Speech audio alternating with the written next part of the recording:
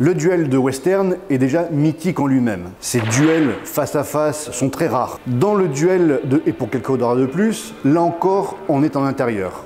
C'est assez rare, d'autant plus que tout le gang d'El Indio y assiste et se trouve extrêmement près des duellistes, ce qui est assez suicidaire.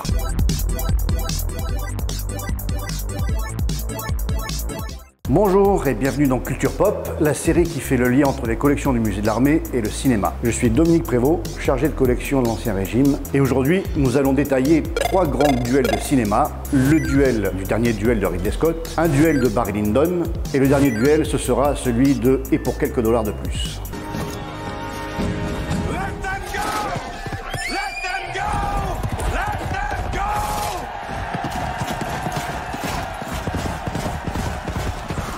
Le premier duel a donc lieu dans le dernier duel de Ridley Scott de 2021. C'est un film qui retrace le duel qui opposait Jean de Carouge à Jacques Legris dans une affaire judiciaire, un duel ordalique, que nous avons mis en scène dans l'exposition Duel, l'art du combat.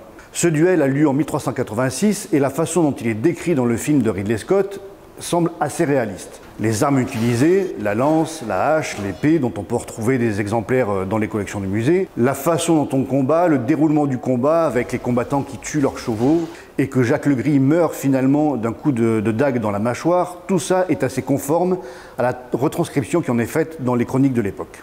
Néanmoins, il y a 2 éléments qui semblent moins réalistes. Le fait que le combat ait lieu dans une enceinte maçonnée. Ces duels ordaliques avaient lieu dans des enceintes qui étaient construites spécialement pour l'occasion, en bois, le plus souvent. D'autre part, dans ce genre de duel ordalique, il n'était pas courant d'appeler à la mort de l'un des 2 combattants.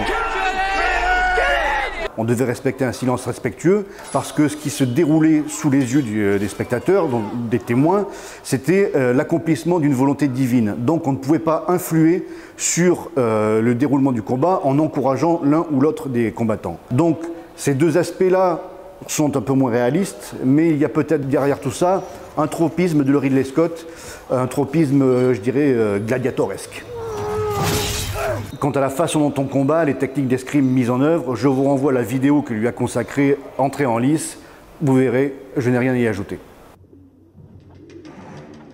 One, two. Le deuxième duel a lieu dans Barry Lyndon de Stanley Kubrick. Barry Lyndon est tiré d'un roman de William Makepeace Thackeray qui est inspiré de la vie d'un personnage réel, Robinson Stoney Bowes, qui a organisé un faux duel pour séduire une riche veuve.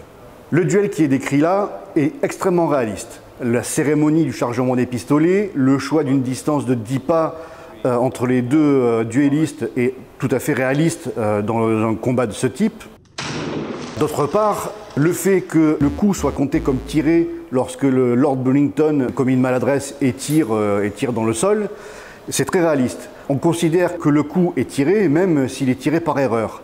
Et par conséquent, le duelliste qui a commis cette erreur est désavantagé. Ce qui est aussi réaliste, c'est le fait que Redmond Barry tire au sol suite à cette erreur de tir. C'est une façon de gracier un peu son adversaire et c'est des choses qui se font dans des duels réels.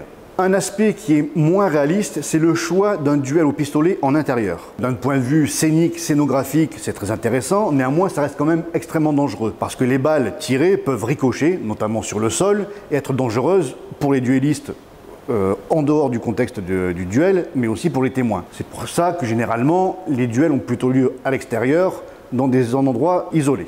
Un autre élément qui est quand même moins réaliste, c'est la façon de porter les pistolets. Dans ce duel, les pistolets sont portés canon en bas. D'une part, c'est dangereux, parce que si le coup part, la balle peut ricocher. Dans un duel, normalement, on porte plutôt le pistolet en l'air et on le baisse au signal.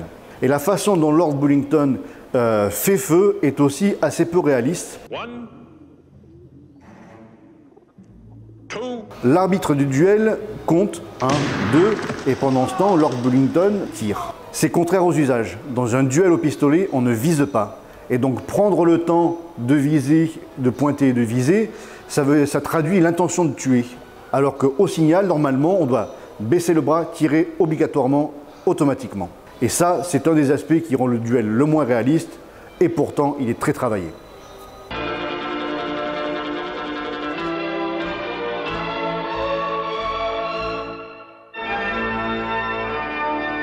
Et le dernier de ces duels a lieu dans Et pour quelques dollars de plus de Sergio Leone en 1965. Le duel de western est déjà mythique en lui-même. Ces duels face à face, fast draw duels, sont très rares. Il y en a eu quelques-uns, ils sont connus, comme Hickok contre Tutt, Short contre Wright. Aux États-Unis, la grande vague du duel a lieu avant la guerre de sécession, notamment dans les États du Sud, où les planteurs se voyaient comme une aristocratie à l'image de l'aristocratie européenne. Mais après la guerre de sécession et la défaite des États du Sud, cette vague de duel a tendance à disparaître. Et donc, dans les années entre 1860 et 1880-1900, toute la période des grands westerns, eh bien, ces duels d'homme à homme ont disparu.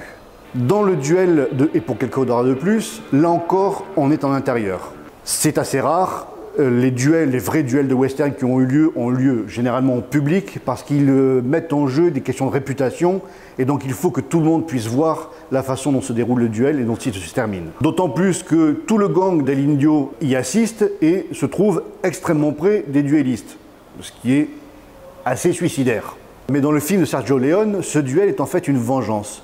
Tommaso a trahi El Indio et l'Indio, qui s'est évadé de prison, lui donne l'occasion de le tuer sans lui tirer dans le dos, comme il dit. Malgré l'aspect baroque de ce duel, il y a quand même quelques petites règles qu'on peut vraiment rapprocher des duels réels, notamment cette montre qui émet une petite musique et qui constitue le signal du départ du tir. Ça, c'est très intéressant parce que ça donne un cadre au duel, une règle. Et en plus, ça donne une montée d'intensité à la scène qui est vraiment, pour moi, une des meilleures du cinéma.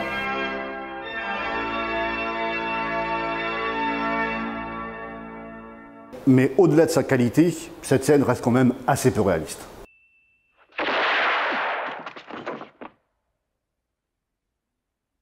Vous pourrez retrouver une partie de ces duels évoqués dans l'exposition Duel l'Art du combat au musée de l'Armée jusqu'au 18 août 2024.